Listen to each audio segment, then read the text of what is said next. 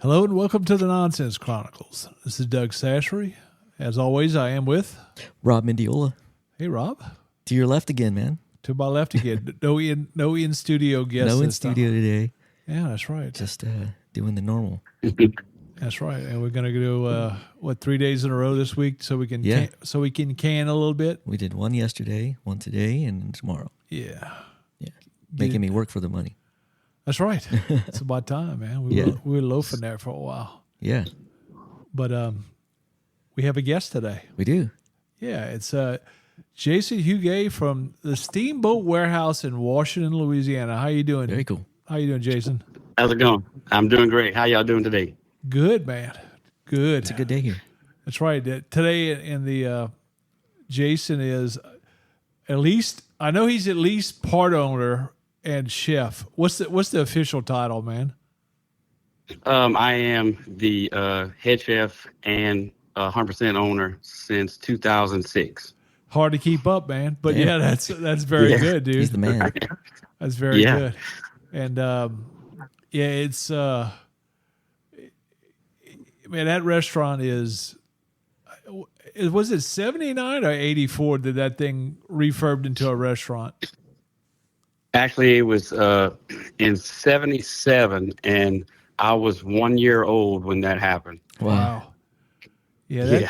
Man, that thing has been a institution, and it's funny, unlike a couple of the well-known restaurants that are right off the interstate, this one is backwoods a little bit. Washington, Louisiana is about 5 miles north or something where I'm from in Opelousas, and That's close. Yeah, it's off the beaten path, but its customers are very, very loyal, man. You know, and that's how I imagine that's how he's managed to stay in business that long and survive COVID and everything else, man. Yeah, that was some tough years, but you know, I'm the third generation owner, and the first was Mr. Jack Womack, who basically turned this place into a restaurant, and Mr. Frank Elder, who a lot of people know from Opelousas area. Yep. And I purchased it from him in 06, but I've been here since 94 when I first graduated high school. Wow. Damn. That's pretty awesome. Yeah. Yes. So, this place has been through so much. I mean, hurricanes. Yeah. In the last 5 years, we've had 2 fires that we were very lucky that we have the little fire department, the fire station, right? It's like 2 minutes down the road, and they're close, so they come, they put it out really quickly. It's like they were here so fast. So, those are some little scares. COVID was a scare, but we just adapted. We did things we never have done here at the restaurant, and we just kept it afloat. That's damn good, man. Let me see if my memory serves me. Was the fire station like right across the bridge, like to the left across from Willie's or something like? No, actually, it's up the Grand Prairie Highway. Okay. So yeah, so if you're coming from Willie's, you're coming into town at the red light, you'll take a right, and it's right past the little store Ordwans. Yeah. If you remember, that's at. I don't think it's 2 miles from there. So, but the call goes in, and man, they're here so fast. It's we thanked them a couple of times, and after the last one, they said, "Now look, we don't want to come back here anytime soon." So, Hey, that's that's very true, man. Tell me what made you want to get into the restaurant business? What made it work for you? Well, my story is really, I would think, unique. Because in high school, as a senior in high school, I was ready to go do radiology tech or something like that. Because I knew it paid well. I didn't really know. I didn't know what I wanted to do, even as a senior. And I don't know. I first graduated from high school in May of '94. A couple of months later, a friend of mine gets me a job here, and things just happen. Never really ask for anything. The opportunities just kind of fell in front of my face, and I just took them. And basically led to the second owner, Mr. Frankie.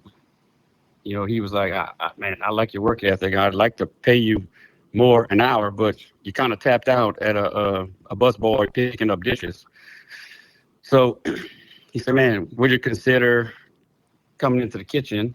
And, I'll teach you everything, and, just so I can pay you more. And I did. And the first weekend, the adrenaline rush of all these people in here, all these tickets coming in and going out, and I don't know, I just enjoyed it, and I still do to this day. But that's pretty much where it went. And again, these opportunities just come up without me asking. I didn't ask for any of them.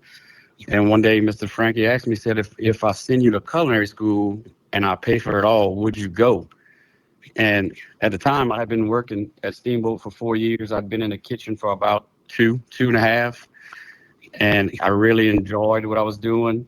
And I said, man, I never really thought of that, but I would love to do that. So we basically left here one weekday early in the morning. And we intended on trying a few different schools before we chose one. But we had heard about Nichols State in Thibodeau having a culinary program, and that it was fairly new, but it was the first accredited culinary school in the nation with a college degree program. Anywhere else, it would be like a little 2-year VOTEC certificate of completion. So we headed there first, and the school was that was in 95, and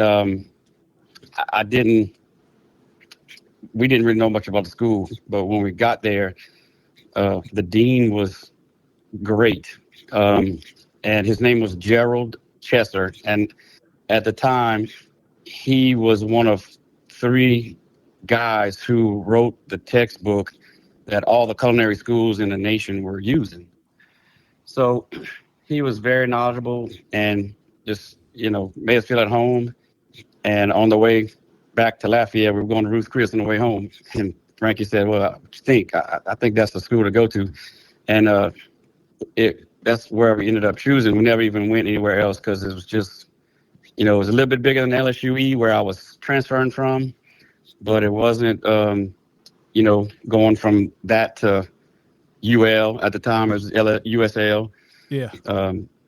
So it just was a good fit for me, and the facilities were great back then when they're nothing like they are now. They've built some really nice facilities, classrooms, and everything, and man, they've come a long way. Yeah, I'd say I'd imagine most of those schools, if that's a good thing to have base. I know I went to I sat in on one of the younger friend of mine on his presentation on at Delgado, and it was like me and their faculty that was sitting in in the little room, and it's they have a good dedication to it there. How many are a lot of colleges in the area participating in that, or just a few? They are now, and there's one in Baton Rouge. There's more now than back then, obviously, but so Nichols was the first to do the college degree program, but now you can go all over the country and find one that you really like, and fit in. So, but there's still Delgado. That's in South Carolina, I believe. Yeah. No. That's Delgado, New Orleans, man. Okay, yeah. I know they have one in South Carolina. That's why I was thinking. I almost went. I wanted to go there. I don't know. I just wanted to go check it out, and I ended up this was close. I could come back home and work on the weekends, make some little money for the week. I didn't have much expenses. I had a little vehicle note, but all my college tuition and my meal ticket and my dorm, all that was paid for by Mr. Frankie. Hell yeah. Nice. So just very thankful to him and his family for, giving me all these opportunities. And again, it's not like I begged him, man, would you please help me pay for school? He just, just very generous. And, He saw the potential. Yeah, that's right. yeah, Obviously. yeah, because I mean, that's a lot of money to invest in somebody that's you don't even know how long they're gonna stay. Yeah. He knew it was a good investment. But yeah, and we always had, even from my early days with him, we had this conversation repeatedly about, the idea was, you're the next Steamboat. So, Nice. I took that very seriously, and like an old building like this and the legacy of the restaurant, I took that seriously from day one, and it's just kind of an honor to keep it going and say that I did, but I love what I do. It's not really work, Does it have a most people, historical status? Yes, sir. It's on the historic register. Cool. They actually started building this building in 1819. Wow. And they actually finished it. They finished it in 1825. Wow. So you'll see a lot of different things online that's not really correct. Yeah. It's close, but I mean, there's an arch in here that was put in here by, I think, Mr. Jack, and it doesn't even have the right date on it. Wow. So yeah, it's interesting. It says 1930, and I'm like, yeah, that's not correct. But I don't know how that happened, but you got that. You got that. The good thing is you've got that fancy book learning on the culinary, man. People come to my house and I think I told you the story, and they'll come in off the tour and I'll cook, and it's a lot of 2 a.m. meals, and they think I'm a wizard, and I tell them, man, I'm like Superman. Once I cross that Sabine River, I'm like everybody else. I was like Superman stepping on Krypton, and no different. Everybody does this back home, man. yeah. But what you've done is taking it a step. Jude Tozan the same way. Taking a step further, and I like to see that, man. It's a good investment in our culture, man. Yeah. Now, speaking of Jude, he actually, so I had left here for a little while. I went to stay with my dad in Texas, Crosby, Texas, for 2-3 months, and I worked in Kemah, Texas, the boardwalk. No, it will. It was one of the restaurants that does Babin's is what it was called, and all they did was fresh fish and seafood, but mostly fish. And I loved it. You could watch the sailboats coming in and out off the boardwalk. It was great. But I had never met Jude. I'd heard of him. And apparently, from what he said, I've been hearing about you for years. And it's kind of like what happens in the culinary world, like, even if I haven't met you, like, it's kind of like a brotherhood, and we hear about, oh, man, he did this dish, or he won this competition. And he gave me a call at my desk, and I was like, I don't even know who this is. And he's like, hey, man, it's Jude Tozan. I said, man, how's it going? And we talked briefly. He said, look, I'm looking for a sous chef. So this is when he was at Lafayette's restaurant, which is no longer a restaurant anymore. Right. But it was huge on Kali Saloon, and man, they would seat 400 plus people at one time. Oof. Upstairs and downstairs. So this place was busy. Like, they would run people in and out of it like Préjean's. Like, it was basically built on the Préjean's concept.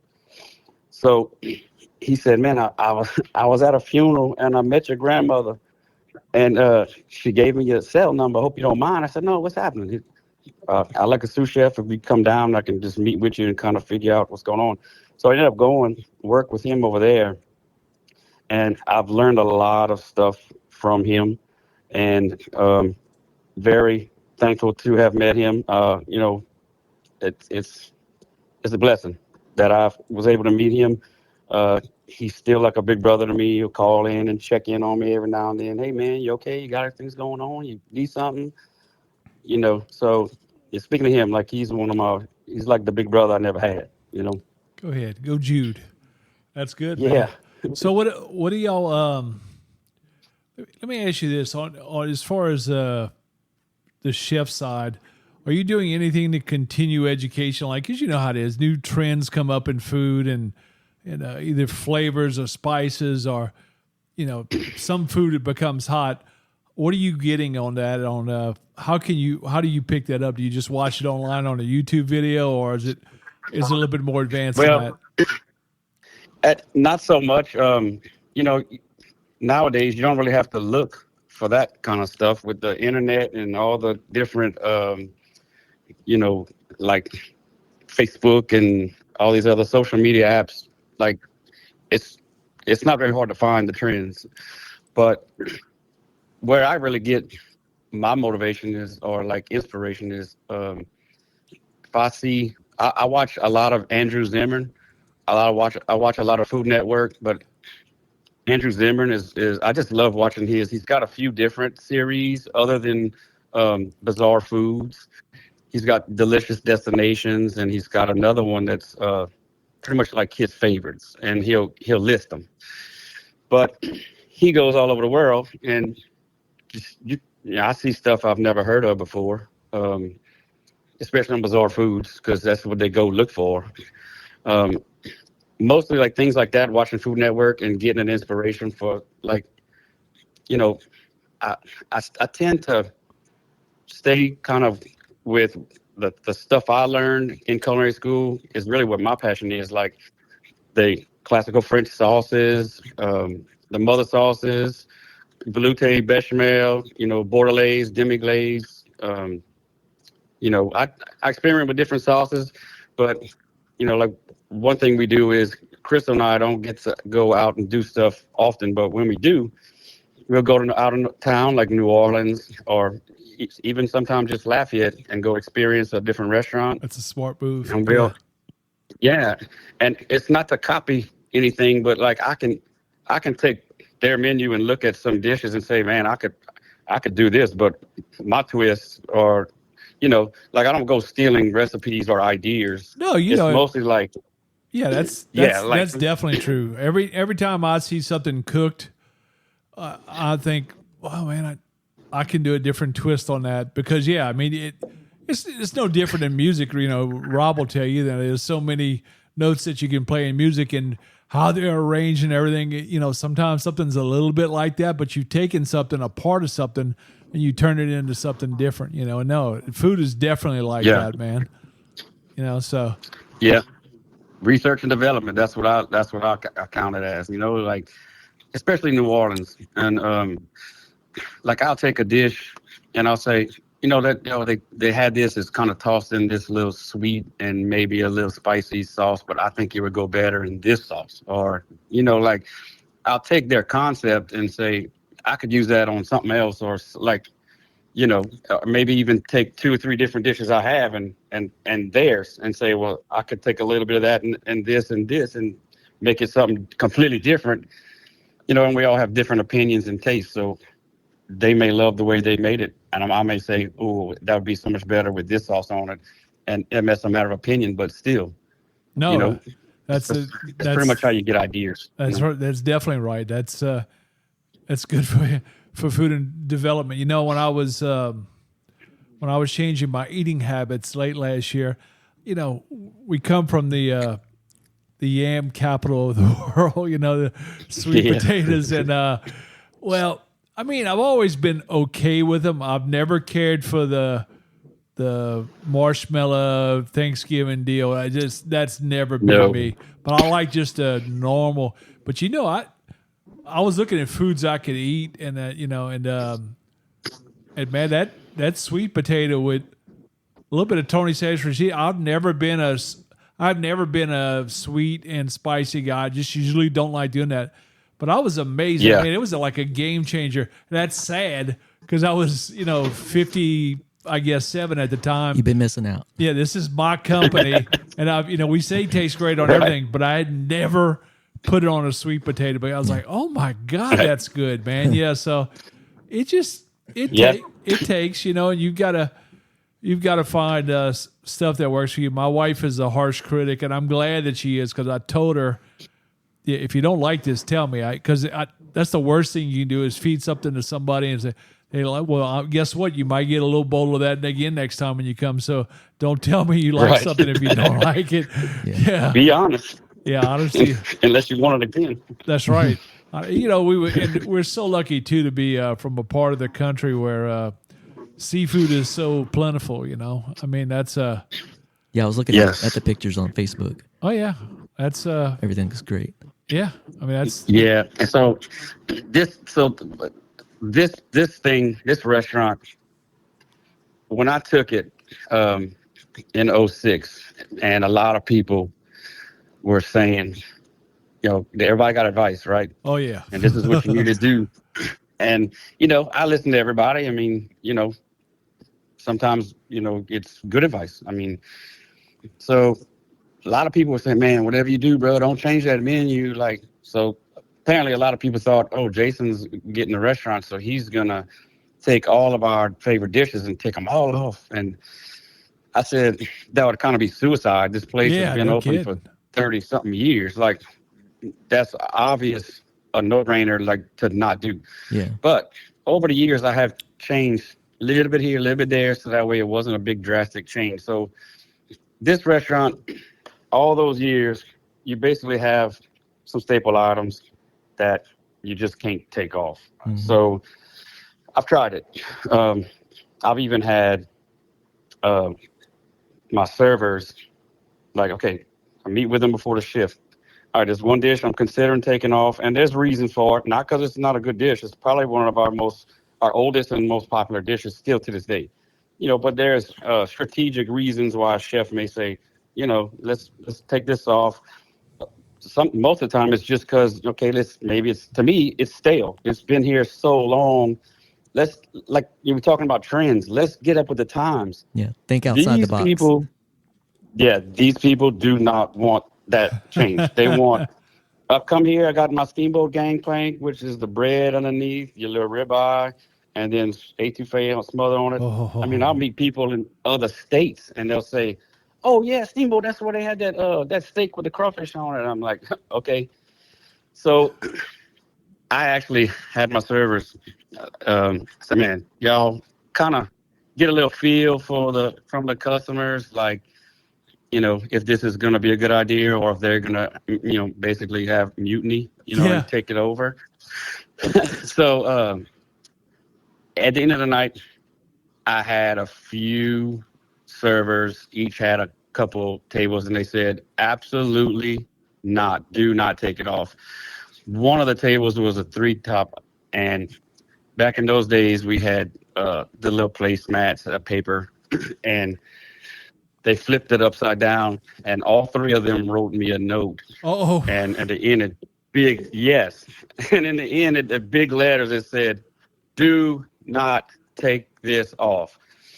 And I was told that that's those 3 people, that's really the reason why they come. And I was like, okay, well, then there goes that idea.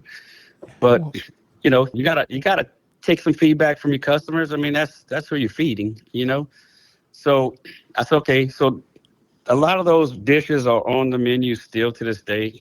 And so, part of me is like, man, I just wish, I could do all of my stuff. And it's just not possible. So you go online, you're going to see a bunch of different items. After 30 years, this past August, last month was 30 years I've been here. So 30 years, I'm seeing the same dishes. But that's me because I'm here every day and I'm in the kitchen every night. So, to those who are not here every day, they want to come, that dish better be here when they come. So it's kind of hard to even discuss trends whenever my menu is that way. But what I use the little ideas and trends for is every day that we're open, we have that full menu available that you see online. And that never changes. But every day I'll have a couple of different appetizers on special, and I'll do anywhere from 2 to 5 different entree specials. Going back to what I was saying earlier about, I stick to those classical French practices, like all those old sauces. Like we still do demi-glace here. We do duck confit. Matter of fact, we're doing some this weekend, which is one of my favorite dishes. So we like to do stuff like that. Ossobuco, that some people never even heard of what that is. It's one of my favorite dishes ever. Dude, and, I know I've heard that name, but I'm trying to think, what the heck is that? I know I've heard it, but I'm trying to remember what the heck that is. So it's basically veal shank. They take the legs below the knee, and what they'll do is they'll cut on the meat saw. So I can buy them 2 inches tall, and it has all the meat around it, which is like very tough meat, but it has that fat that when you slow braise it, it just like melts like butter in your mouth. And being that it's veal, it's a tough cut, but it's veal. So it doesn't take a whole long time to tenderize it. And what you do is I serve mine on either creamy polenta, or I'll do like a homemade garlic mash, because that's the simplest thing. Sometimes goes best with like an item like that. And what we do is we put it on top, like the meat with the bone on top of the potatoes or the polenta, and then we'll drizzle a little rosemary demi-glace on top, and it's like heaven in your mouth. The sauce itself is amazing on any kind of grilled meat or anything, but I slow braise it in that sauce, and the fat just kind of renders into the demi-glace, and it just makes for an exquisite like mouthfeel.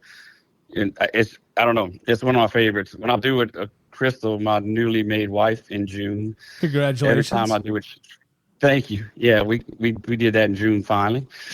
But when I do it on special, she's like, okay, if there's some left, we're bringing it home for supper. I'm like, oh, Lord. So, it's hard to make a whole lot of money whenever, wifey is trying to take it all home to eat for supper. But that's a good sign, though. Let me ask you this. If I'm preparing food for a large group of people and,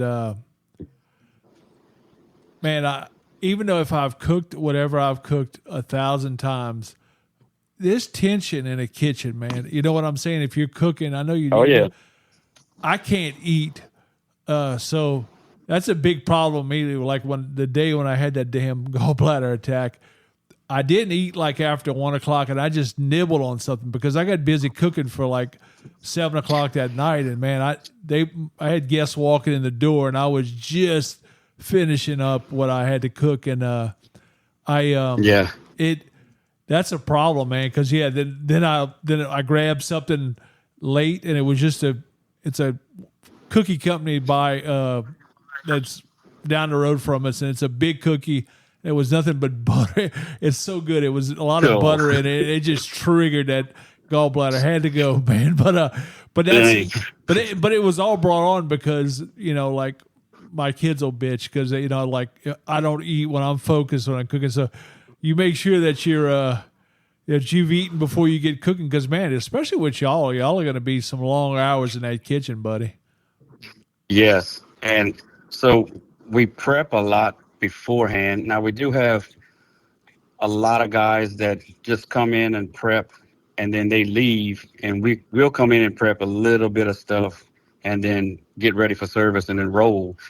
So there are opportunities to eat. But man, I'll tell you, like on Friday and Saturdays, before we open the door, they start coming in and in the parking lot, and they'll line up at the door. So you can actually go on our Facebook page, because like Mother's Day and stuff like that, I'll like put a little video up, and man, there will be a line all the way to Frankie's house. See, that's what I was going to ask. Like, I want to go, but man, y'all get packed out sometimes, man. What? Yeah, mostly the weekends. And people ask me, like, when's a good time to go? Like, weekdays are definitely the best time to come. And actually, I prefer Sundays because it's 11 to 2. We still have the same menu. It's not like a brunch. We serve our same food 6 days a week. So you can come on a nice day when it's not too hot outside. If you want to go outside in a little back deck, you can get your mimosa or a Bloody Mary, which our Bloody Mary has actually Mr. Jack's recipe. Well, he used to go to New Orleans and enter these competitions, and he won Best Bloody Mary in New Orleans. So nice. That says something. Yeah.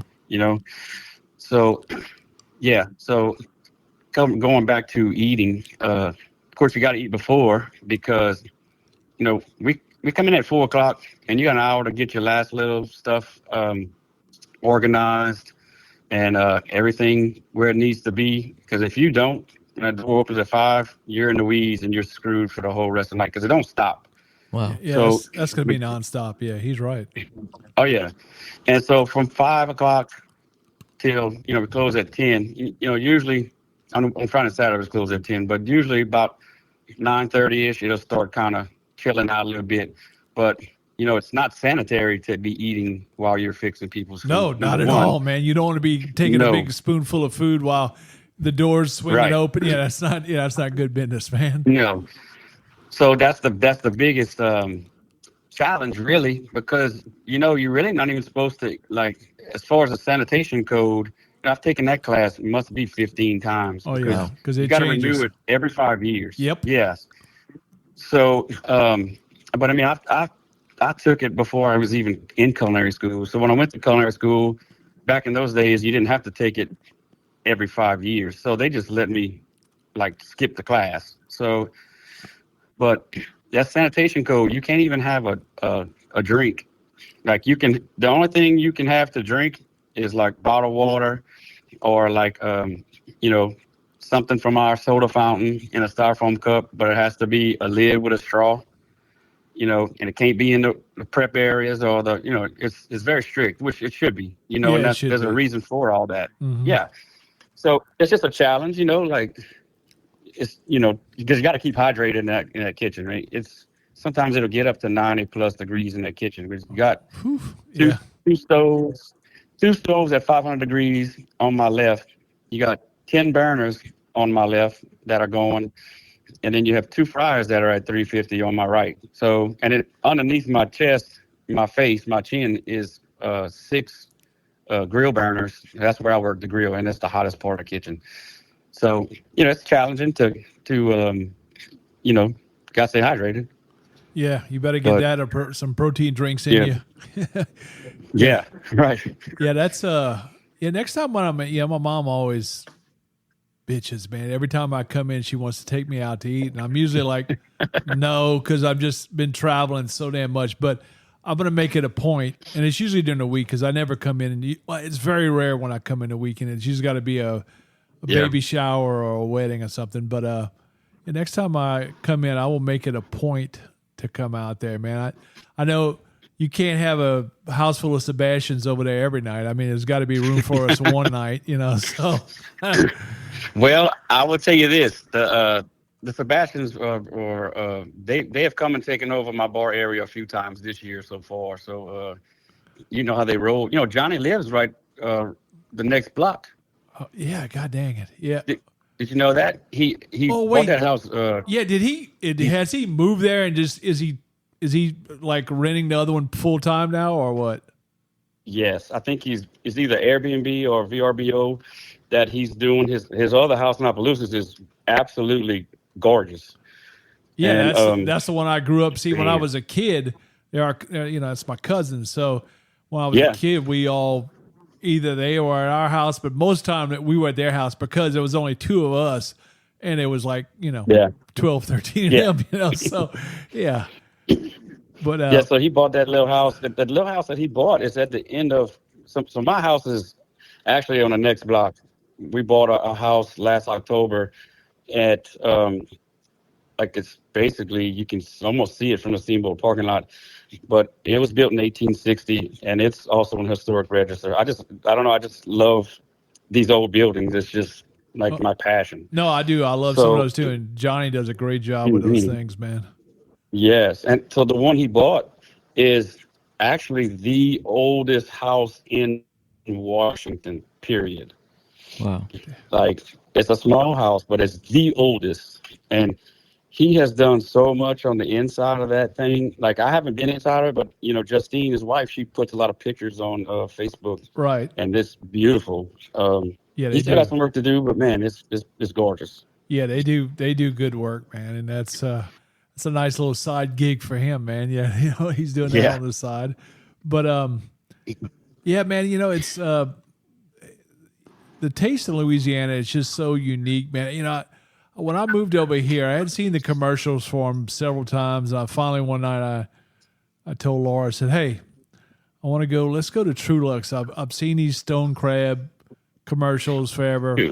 Now, look, the stone crab that meat, it's beautiful. But let me tell you, when you come from our culture and you take a bite of that and you're like, "Oh my God, where's the seasoning at, man?" Yeah. It's like, what's going on here?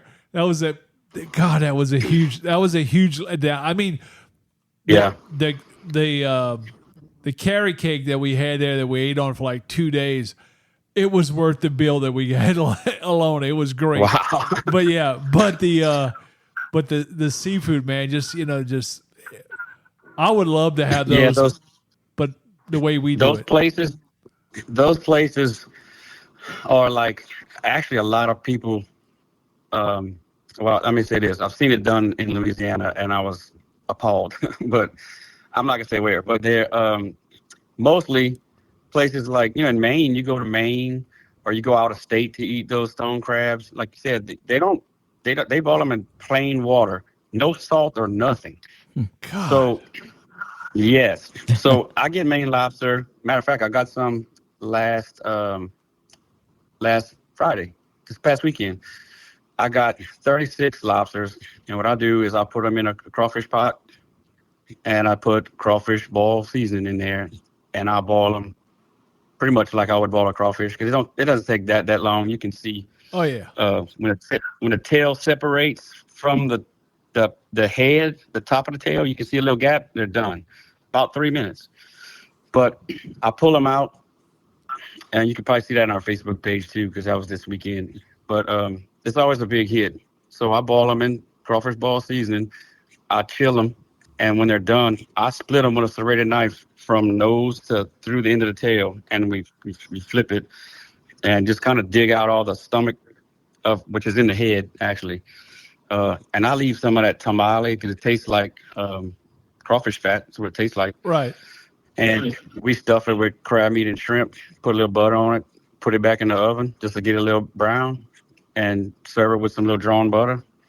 And man, it's but like you're going back to what you said, you got to season, you got to boil it in crawfish over here for sure. Yeah, because I mean, my palate was like, I can't. It was like I was eating paper. I was like, come on, man. That's terrible. I know this is stuff. In shock. Yeah, I mean, Tony Satcher say we make good food taste great. It's the spices in Louisiana, all of them. It brings out the flavor in the food. Which I don't like. People think because I'm a Satcher, I want it hot. No, I don't like hot at all. I like it flavored. Flavored, yeah. Yeah, I want to bring out that natural flavor, and that's another thing too about there was this craze going on. It's been, I guess, a little, man, I hadn't seen much of it, but say a year ago, and it was a year or two before that, where people were talking about, man, we're making stuffed this and stuff that. Well, what they were calling stuffed, they were basically just taking say it's dirty rice. They would basically just put it on top of the food. I'm like, man, where I come from, stuffed is stuffed. Yeah, it's in there. It goes inside. Yeah. Like a pulse. Yeah, I was trying to. Somebody told me how the hell do you stuff that? And I was thinking, no, they just mean on top. I'm like, what? That ain't my culture. That's not stuff. That's not how we do it. But yeah, now I got that, man. I got friends that do clams and crab cakes, and they always want me to put a different spin on it. So usually when they come in, we try something new every time. And hell, I just got a different Ninja toy, an air fryer, which I don't do a lot of air fryer stuff, but because the kids, it's a big deal on some of the stuff they're doing, like in gaming and stuff. I'll shoot a quick video on how you can do this real quick, and Actually, I did some potato wedges, which I freaking love because I'm trying to stay away from a lot of fried stuff anyhow. Yeah. And yeah, they were fantastic, So, but yeah, people are using those to cook their steaks at home, and they swear by it. I've never put a steak in the air fryer, but dude, I don't know. I've had plenty of people tell me that. Man, I have a law that I do not. If I'm cooking a steak, and look, I got rid of my gas grill, man, because it wasn't me. Now look, a gas stove, love it, but I'm talking about outside. Yeah. I would like to experiment with pellet, but I would not. I'm not going to go out and buy one and then say I hated it like I did with the gas grill when I'd say, hey, let me try it again. Nope. I hated it because I like the flame that comes up and kisses that steak, yes. And you'll never see me put a lid on that thing when I'm cooking a steak. Oh no, hell no. It's going to cook. No, we want to sear it. Yeah, I want to sear it. I don't want anything to do. I don't want it to be cooked and well done in 4 seconds.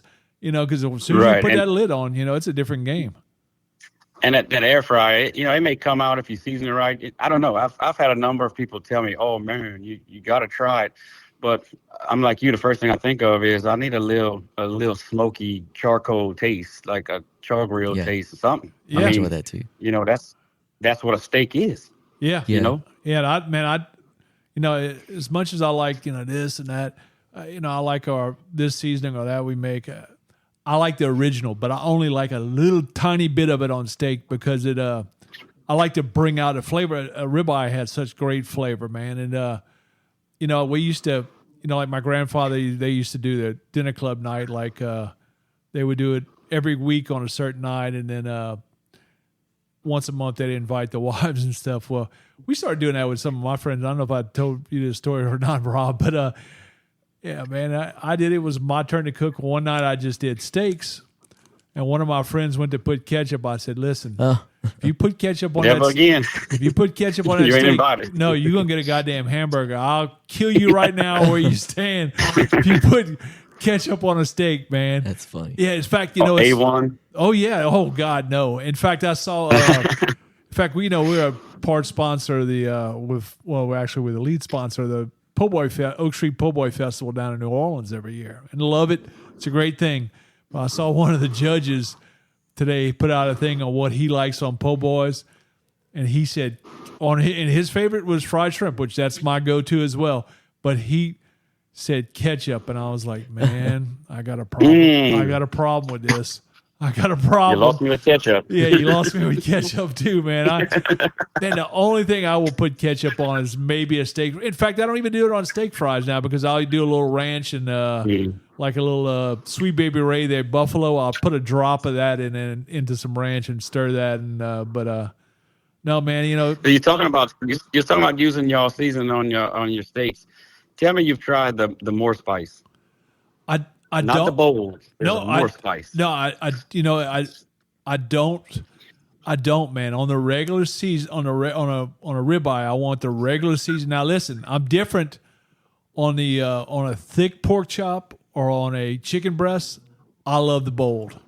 I love it. I love going straight to the bold. But and man, I love a thick pork chop. But you got to have one at the Steamboat, right? Yeah, we make our own in-house. But so there was we have this little TV show. I don't know if you've seen it it's online at kdcg.com, and you can catch them on YouTube. But my co-host for years, decades, he recently passed away a couple years ago, but he was a caterer here. Him and his wife did catering on the side. He managed a grocery store in Opelousas on Heather Drive, and his wife managed the other one, which is in Nuba, closer to Nuba. But man, he would cook on the show sometimes, and I would cook on the show, and then we'd have guests that I'll cook. But he swore by that Tony Sasher's more spice, and everything he used to cater was the more spice, not the bold. That's two different things. Now, wait, who are you talking about? Joey Quibido. Okay, man. No, I don't know him, man. I didn't. I was thinking that could be a couple people different. I know, but now, do you still do the show? Yes, sir. We do it we do it every Tuesday. What we do is we film it in the dining room. Right.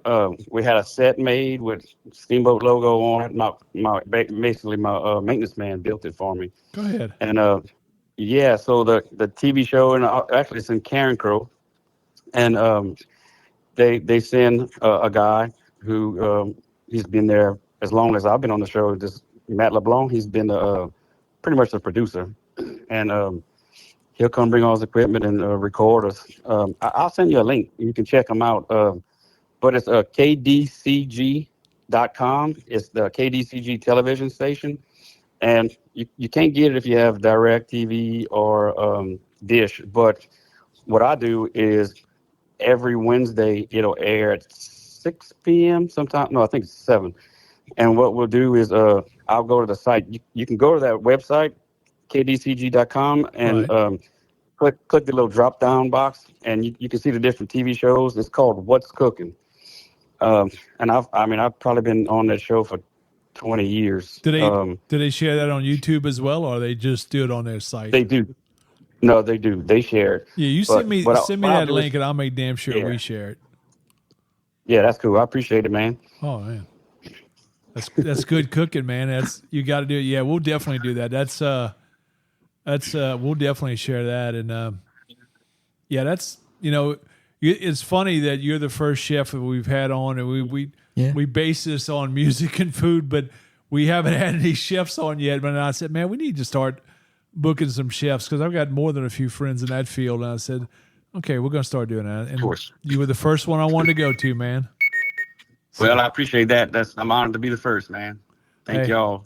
But and definitely when I come back in, I'll drag my 90-year-old mother over there, and right. Now you love me. Shoot me a text, bro. I'll pick you up. I will. Shoot me a text. You'll love me as a customer, dude. I'm the guy that comes in, and then 45 minutes later, I'm done, man. In fact, I'm out. Yeah, I'm out. I'm in. And in fact, my friends will say, "Yeah, once Doug gets the selfie with everybody, then he's done." Yeah, and that's pretty much true, man. But and I would encourage anybody who's coming. Like I have a lot of friends that drive down to New Orleans from Dallas and stuff. Hey, stop just short of Opelousas and go to the Steamboat Warehouse in Washington, Louisiana. It is a culinary treat. It's you don't get to stay in business as long as they did, and through COVID, being off the back highway, unless you're really, really good. And this place is a staple back home. Historic. Yeah, it is. I mean, yes, it is. I mean, don't lie, right? No, that's right. I mean, if you fly by night, and good restaurants were taken out during COVID. Not this place. This place stayed. Yeah. I saw you did do the. Y'all were doing the carry out, weren't y'all doing at that time? I think so, huh? Yeah. So So what we were doing. First thing I did was, okay, we need to look and see what services that we pay for every month that we don't need. Smart. Forever, how long we don't know. So we went one after another, like boom, boom, boom, boom. And as fast as we did it, I still lost $50,000. Wow. So yeah, off the top, just because, there's some things that you just hadn't gotten to fast enough that auto draft, and it's like, yeah, that's very true. So I lost $50,000 in capital, and I said, man, we got to do something. And basically what we did was we said, okay, we're going to do plate lunches. And I'm actually say that loosely because they were not no offense to any place that serves plate lunches, but they weren't your average plate lunch. Yeah, it's going to be a little bit different. Yeah, that's right. Yeah. We're doing sort of a gourmet style plate lunch, if there is such a thing, We would do meatloaf with our, I had ribeye end cuts, beef tenderloin tips, and making meatloaf or hamburger steaks with it. So using the best meat money can buy, and we were putting rosemary demi-glace, house-made smothered potatoes, mashed potatoes, cream potatoes, and we had a lady who worked here, and she would make us some little petit fours, and it was like sheet cake petit fours basically, and they were small, but they would fit perfect in that box, and your box was full. we were charging 10, $11 for it, and you're getting, you're not getting smothered pork or, fried pork chops and red beans. That's not what we're doing, Yeah. So we did that and I felt like forever. But all we did was manage to pay all the bills without touching the balance I had. And I said, I don't want to go underneath this amount in my Steamboat account. And we kept it right there. Like, no, we're not making money, but I don't care. I'm keeping the place alive. Good job, man. Yeah. And our employees were getting on that that unemployment check. And, I mean, they were making damn good money. And we were very lucky when we were allowed to open back up. When they said, y'all can do 25% capacity. I said, that's not even enough to pay my bills, so I'm going to keep doing what I'm doing. Yeah. I'm not going to open this place up full to do it. I'm just going to keep doing what I'm doing until they at least do 50%. So when they allowed us to do 50% of capacity, we had 50% of our downstairs dining room, and we have a banquet room upstairs. We're doing 50% of both. So we're almost doing 100%. Nice. So we just rolled it out. And we were so busy for the first 6 months. People were just dying to get out. So thankful to be out. Yeah. Yeah. We caught a little flack with a few people because this person don't have a mask, And I said, look, man, I'm a chef. I'm not the police. Right. You're going to come shut me down because everybody don't have a mask on. That's on you. But we had more people say, we came here and continue to come here because we don't agree with all this mask stuff. Some people did, some people didn't. And, I'm not trying to take a side here, but we just weren't policing it. We weren't forcing anyone like, hey, somebody upstairs don't have a mask on. I'm not leaving the kitchen, go upstairs and say, hey, man, put your mask on or you got to go. I'm not the police. No, the governor wants to do that, he can come in and do it. Yeah, it's such horseshit if you're going to eat. You're trying to make a living first. Yeah, you're going to eat. You're going to have your mask off. You can't eat with a goddamn mask on. No. Now, look, and I had no problem wearing it. Look, my buddy Rob sitting across from me, dude, he spent, this guy next to me, Jason, he spent 3 months in a COVID coma. He was lucky enough to survive. Then he spent 3 more months in the hospital. And I asked him, damn, when he was in there, I said, dude, did anybody come out? Because the whole floor was COVID. He goes, nope, unless they was zipped up. Yep. So, I mean, it was a real deal. But, we all learned. Yeah. We all learned, and everybody was careful. But no, to eat, man, you got to take your goddamn mask off to eat, man. Yeah. Well, yeah. Yeah, so. Right.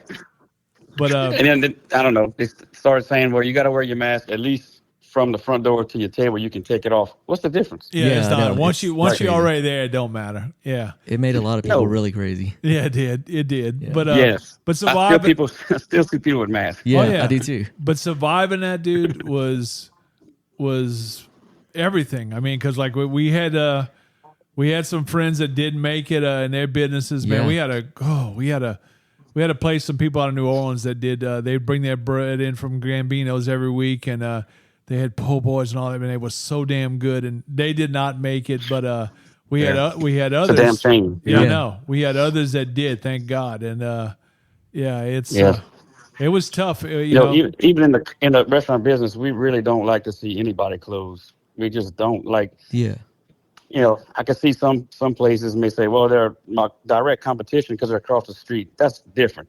But, in this industry, most of us, you see another restaurant down the road and you see them close. Nobody likes to see that. No. Not in this business. Because in one way or another, you're tied, like, you and Jude or anybody else, y'all are tied together forever, While you were doing that, Jude was serving food to our employees. Instead of traveling into Vegas and doing that and cooking, he was serving food to our employees for 14. Our employees ate pretty damn good for 14 straight months. I know. Yeah, because they couldn't leave. I went one time. Oh yeah, look at you getting food. Well, he invited me. He said, "Look, man, what you doing tomorrow? I'm cooking some big gumbo or something." Him and James, James had to stick his nose. Oh, always, man, always. He took. Hey, in fact, he took my LSU tickets for this weekend. And he goes, "Hey, I think he found out I had surgery." He goes, "You going to LSU game this week?" I was like, "No." He goes, "Yeah, I need a couple extra tickets." I'm like, "All right, here you go." Yeah, so no problem. Yeah, that's right. But man, that's fantastic, dude, and I'm really happy for you, man. Like I said,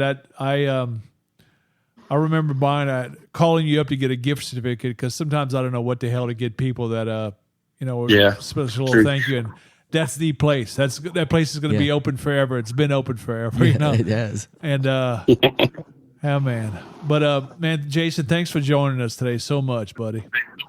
Man, it's nice hanging out with y'all, man. I appreciate it, and thanks for letting me be the first chef invited.